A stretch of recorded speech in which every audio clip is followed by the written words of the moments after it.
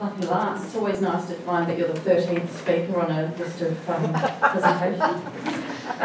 This time last week, I was at home on my own celebrating my 10th wedding anniversary. This is a 5-minute talk and there's no time for me to break something to you gently, but my husband, Jeff, died in 2016 from undiagnosed heart disease. After Jeff died, we had to clean out his office following a long and illustrious career. He was a history professor, and the librarian at ADFA estimated that he had 6,000 books. I've still got about 1,000 of them in my garage. There were piles of manuscripts, conference papers, references for students, half-written books, and then there was this.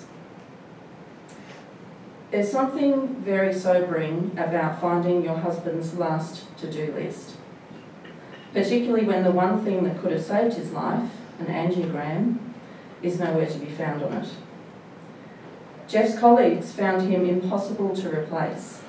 In preparing the paperwork to write up the job description to advertise his position, they realised he'd been performing at 200% of the workload that he was being paid for.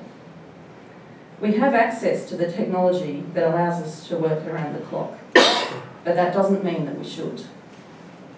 The problem is no longer how can I get this done out of hours or flexibly, it's how can I switch off from this. We all think that we're busy, myself included, and I've written 4 books, including a couple of novels about for teenage novels about boy bands. It's a totally different talk from this one. A book about productivity, and I've co-written a musical, and I run a business called My 15 Minutes, which helps people to become more productive in just 1/100th of their day. I'm a single mum now of 3 children, and my mum has dementia, so I'm also part of the sandwich generation. And much of the time I feel like I'm just scrambling through. But last week, out of nowhere, my productivity soared. I picked up a new permanent column in Her Canberra and 2 new clients, and I began studying a new marketing program for my business, had interviews on the ABC and in Her Canberra, outlined a new book about grief, and I KonMari'd my wardrobe. This sudden productivity was down to one important thing. Now this is a bit mortifying that I'm sharing this with you, but these are the phone analytics from the same week. I think I personally propped up Facebook myself. It's excessive, but in that week my screen time was down by 40%. If Netflix could talk, it would tell the same story. It wasn't that I made a decision suddenly to radically cut my screen time. If I had, I wouldn't have followed through on it. It was something else. I added in many, many hours being lost in a new hobby.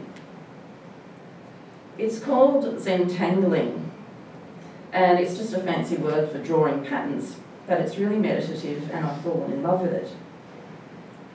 So if I just replace this new hobby for the time I usually wasted on the phone or binge watching Netflix, what explains that sudden boost in performance? I think it's the analogue creative breaks. Being drawn towards a creative outlet gave my mind a rest from the constant chatter of the electronic input. It gave my mind just one thing to do. And when I returned to my work after even a 15-minute drawing session, it was with renewed focus. That's definitely not how I used to feel returning to work after quickly checking Facebook for several hours. If you'd asked me to cut my screen time just to make more time to work, I wouldn't have done it. I just don't have that much willpower. The overuse of screen time cut itself back when I gravitated towards an activity that had me enthralled. So my advice is that if you want to get more done in this hyper-connected world by wasting less time on screens, don't focus on cutting that back. Build things in. New things offline that you love. Find an activity that draws you to it and it will make room for itself. It will sort your priorities and it will reorganise your schedule for you. It will lower your stress, it will improve your mental health, it will boost your performance, and the people you love will not always be there, so it will allow you to spend time with them. Thank you.